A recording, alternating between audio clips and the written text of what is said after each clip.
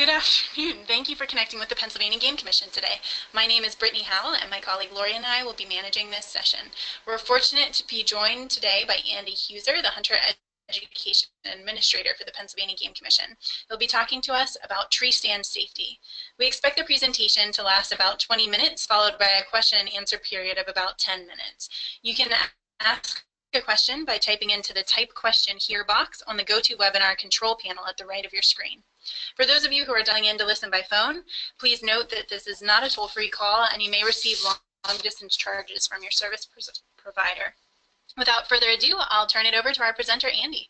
Would you like to share a little bit about your background before you get started? Sure. Thanks for having me on, Britt, and thanks to everybody who's joining us today. My name is Andy Huser. I run the Hunter Education Program for the Pennsylvania Game Commission. I've been with the Commission for just over 3.5 years now, and it's something, this topic in particular is something I feel very strongly about, and I'm very excited that I have a chance to present to you some of the things that I've learned so far, and that the Game Commission is really starting to take a serious look at these things. So without further ado, we'll move on.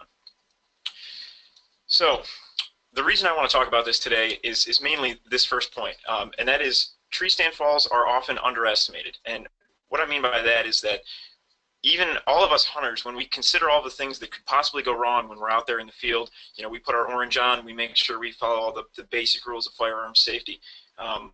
Oftentimes we don't take a serious look at our safety when we're climbing up into elevated tree stands. We don't often realize how much risk we put ourselves in when we do that, and it's something that we do all the time. A crazy high percentage of archery hunters and now rifle hunters use tree stands as part of their hunting strategy. So we're here to really examine what that risk is and why we should take that seriously.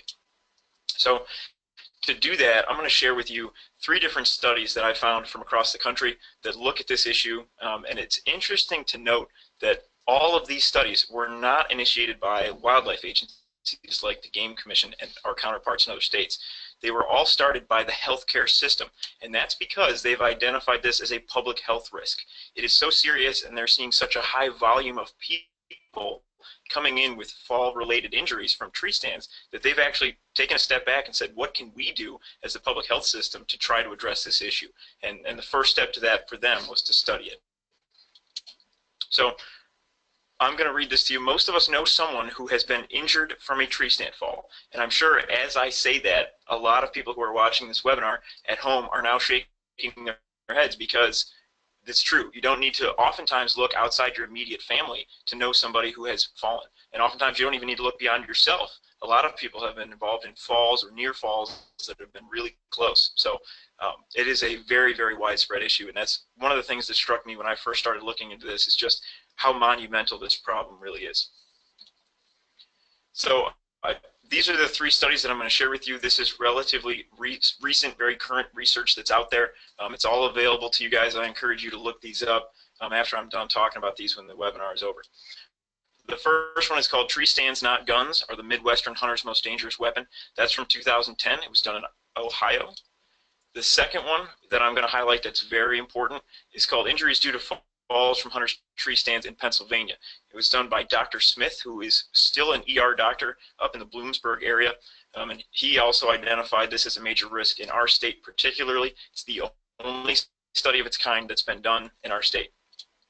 The last one is called Behavior and Risk Probabilities of Deer Stand Falls Among Wisconsin Hunters. So this is the most recent of the ones that I'm going to share with you, and it was done in central Wisconsin. So the first one, again, studied trauma center registries in Columbus, Ohio. This was in the greater Columbus metropolitan area, and you'll notice that the methods for this research across all of the studies, they all have similar methods, and that's usually doing a search of trauma center data. And the reason that they're forced to do this is because, as I said before, a lot of wildlife agencies are not involved in the reporting or investigation of tree stand falls. So really there is nowhere else to get this data from other than the registry and data that's out there for trauma centers. So that's what they did in Columbus, Ohio. They searched for the terms hunting or hunter in the accident description, and it had a 9-year span of data from 1998 to 2007. Now, this is not specific to tree stand fall or firearm injuries. It is any hunting-related injury with the terms hunting or hunter in which a person went to a trauma center in the greater Columbus area. So for that time period, there was 130 patients with hunting-related injuries, okay? 29% of those were from gunshot wounds. 46% were from tree stand falls. Significantly more people were injured from tree stand falls than gunshot wounds.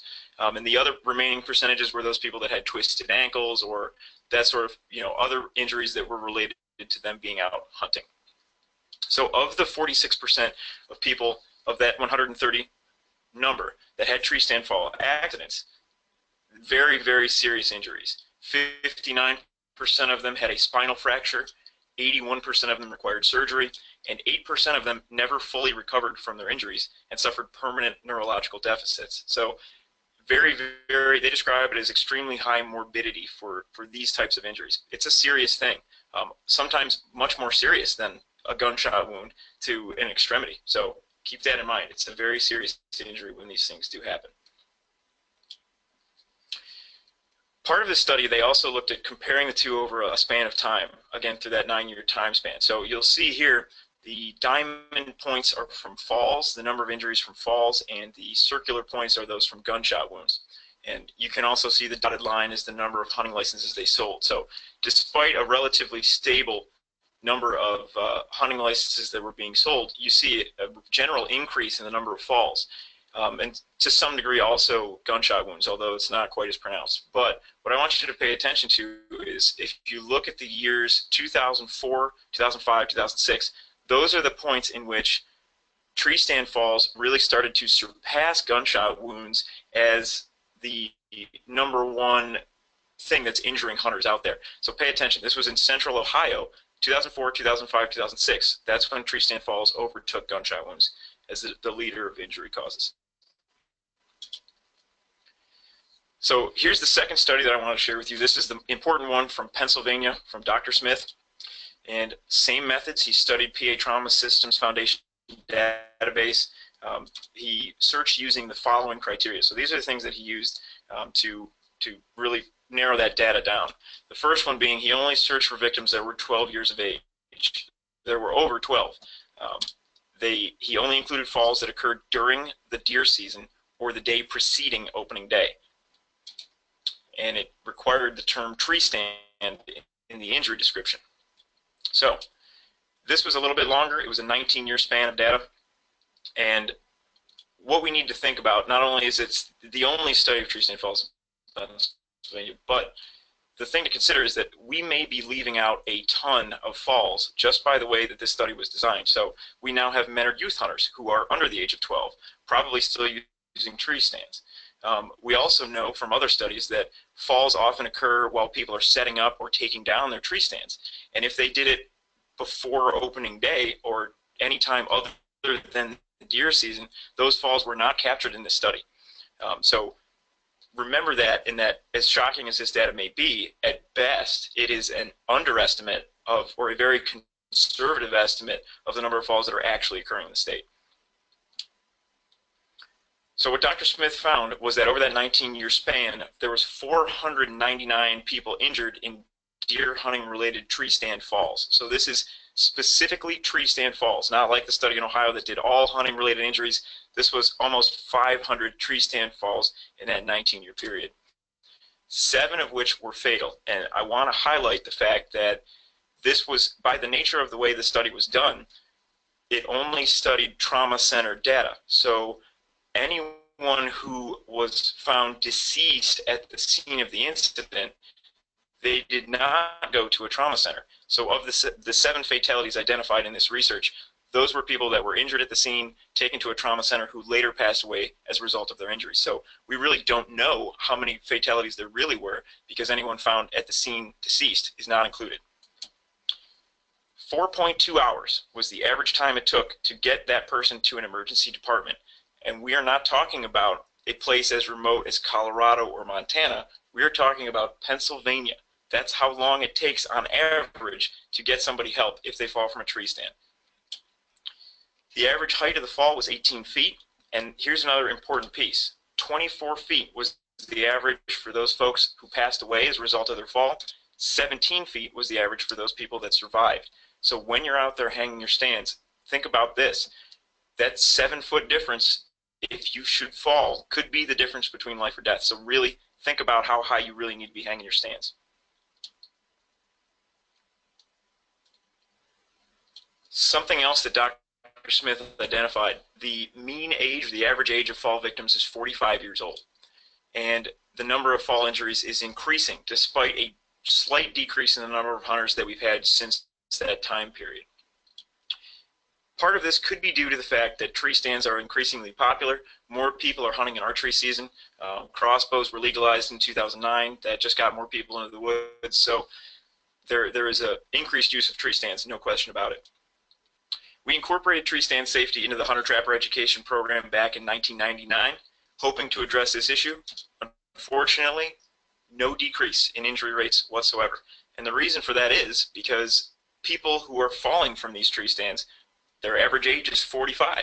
People who are 45 are not taking the hunter-trapper education course. So we're not reaching those people with the information. Luckily, we're hopefully decreasing the number of young people who are falling from tree stands because they're getting that information right away, right before they hit the woods in the hunter-trapper ed program. But we'll see what kind of difference that's going to make in the long term.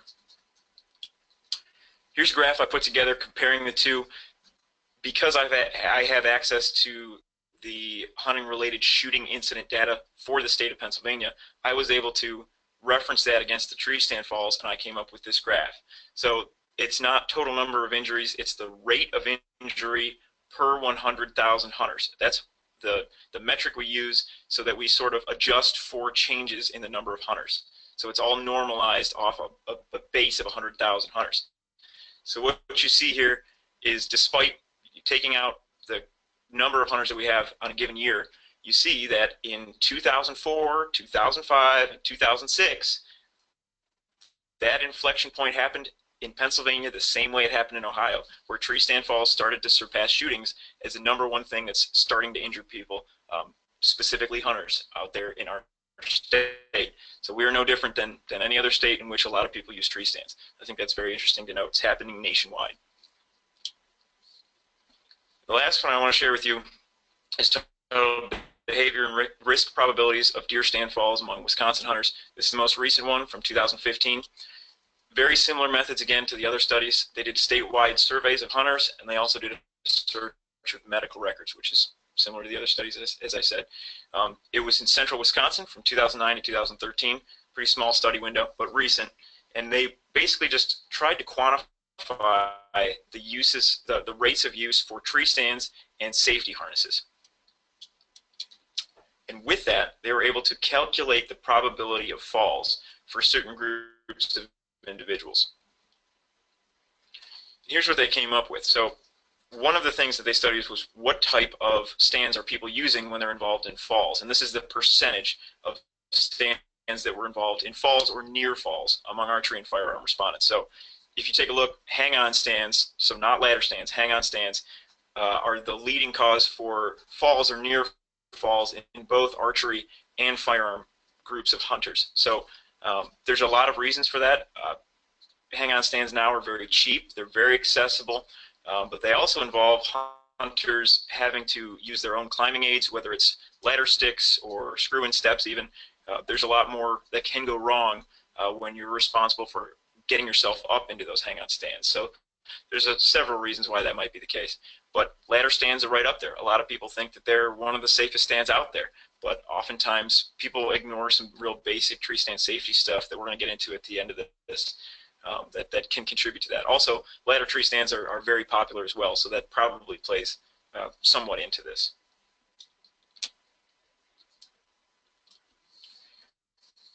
Basically, the big finding from this was that an avid, lifelong hunter, so for this study, they defined avidity as someone who buys a license every year. They tried to normalize how many days of field that actually means, which is difficult, but a relatively avid person who hunts in their lifetime, which they defined as 50 years of hunting. In that 50 years of both archery and firearm seasons, basically they calculated a 1 in 20 chance of sustaining a fall injury that would require medical attention. If you think about that, those are incredibly high odds of falling from a tree stand. It's a lot to consider. They also found that the majority of hunters don't always use the safety harness. They own them, they are aware that they should use them, they use them sometimes, but they don't always use their harness, which obviously is a problem. And I wanted to pull this quote out specifically because it applies to the Hunter Ed program and a lot of what we're talking about today. And it just basically says that while it's important that we include instruction for tree stand use and safety harnesses in the Hunter Ed program, the real need is for agencies to reach out to existing hunters. Like I said, if the average age of someone falling from a tree stand is 45, we can't reach those people in a Hunter Ed program. So that's part of what we're doing today, is try to get the message out. August is Tree Stand Safety Awareness Month, and I think this is a good step just to get this information out so you guys understand the kind of risks you take if you hunt from an elevated stand. So just to sort of wrap up, hunter-trapper education obviously plays a huge role in the prevention of these things, but veteran hunters who are not taking Hunter Ed because they're not looking for that information are the group of people who are most at risk for these things. So I'd really like you guys to encourage your friends, family, if you're a member of a sportsman's club, make sure you're practicing safe tree stand use and harness use. Make sure you get the word out there.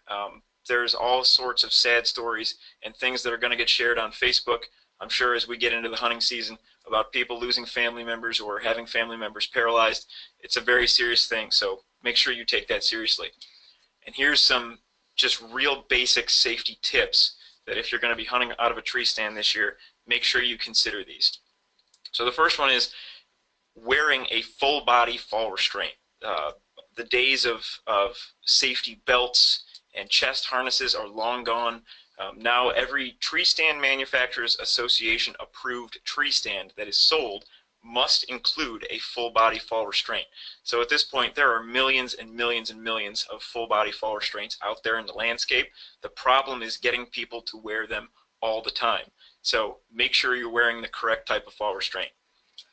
The second thing is it's not enough to just be wearing the harness if it's not connected to anything when you get off the ground. So in hunter education we teach as soon as your boots leave the ground and until they come back, you need to be connected to something at all times.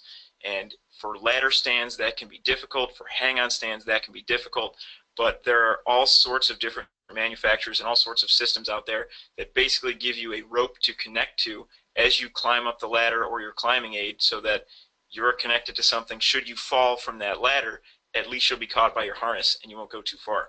So it's not enough to just wear your full body fall restraint, climb the ladder, and then secure yourself, because as that Wisconsin study also determined, 56% of accidents occur while climbing into the stand or climbing down from the stand. So that's really where you're most at risk, is when you're that time when you're not connected, unless you're using a climbing aid, a rope to connect yourself to as you climb.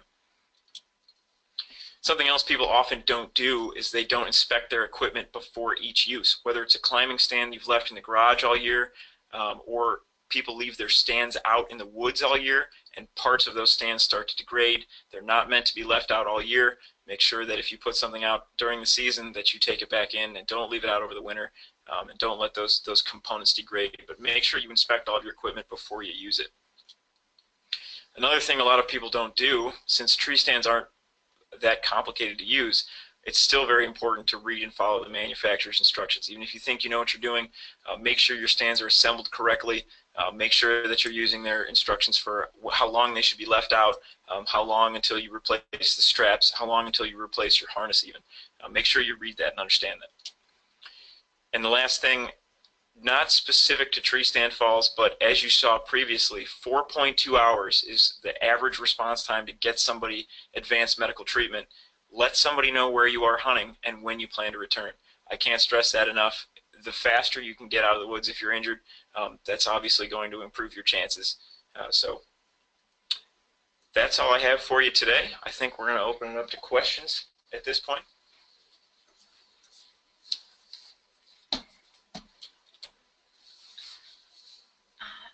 Michael asks, has anyone looked to correlate the data between the use of technology and the injuries, like cell phones, videos, rangefinders? That's a good question, and I know obviously that contributes to people being distracted. One of the things that they have looked at, although I don't have that in front of me, they've looked at a lot of people fall asleep, and that contributes significantly to these causes, to these incidents. But no, to my knowledge, no one has looked at specific technological use in how that plays into tree stand falls. Do you think it would be possible or ever happen that officers could actually fine people for not using a restraint system? Yeah, that's a very good question, and while I can't really speculate on what direction law enforcement for the Game Commission is going to take with this, obviously there's two routes. There's education and there's legislation or regulation. There is only one state which mandates the use of tree stand harnesses, and that's only on their wildlife management areas, and that would be down in Alabama, I believe.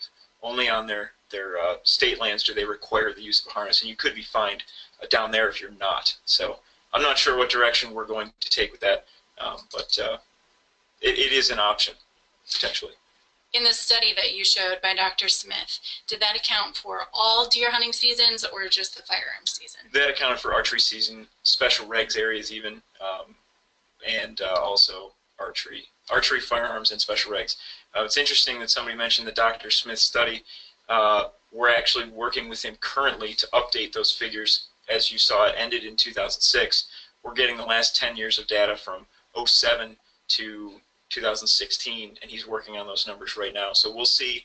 Preliminarily, it looks like the issue has only continued to get worse, but we'll see when those final numbers come in. Do the fall restraint systems come in different sizes? Yes, they do. Yes, they do. Although the ones that typically come with the TMA-approved stands, they're usually sort of like a one-size-fits-all, but really it's in your best interest to shop around. There's all sorts of manufacturers that have sizing charts, and it benefits you tremendously to have a fall restraint that fits correctly. Although even one that doesn't fit great is better than not wearing one at all. I think this is referencing one of the statistics that you mentioned. It said is 1 in 20 chance. Does that mean 1 in 20 people or one fall for every 20 times a tree stand is used? That would be a 5% chance of falling in your lifetime. So 1 in 20 people, not 1 in 20 times you climb into a tree stand. So that's an interesting question, and that's something else we're looking at with Dr. Smith specifically. We're not really sure, because tree stand use has increased so much. We're not certain that per hour spent in a tree stand, we're not actually getting safer. Even though we're having more falls, people are spending so much more time in tree stands. We're not sure what's really driving that. Also, what are the reporting requirements for tree stand falls? Right now in Pennsylvania, there is no legal requirement to report any sort of tree stand fall to the Game Commission, and subsequently there is no requirement for the Game Commission to investigate these either. So the current legal requirement is only to report firearm-related injuries. Okay, yeah, I think that about answers the questions that we received today. We're going to close out this session. It has been recorded, and you should receive an email with a link to the recording within the next few days. The recording will also be uploaded to the Game Commission's YouTube channel, where captions will be auto-loaded. I'd like to thank Andy for sharing his expertise and time with us today, and we'd also like to thank all of you who attended and took time out of your schedules to join us this afternoon. We hope that you'll join us again to learn more about Pennsylvania wildlife and hunting in upcoming webinars. Send us an email if you have questions or suggestions for another webinar topic at the email that is on the screen, pgccomments@pa.gov. Thank you.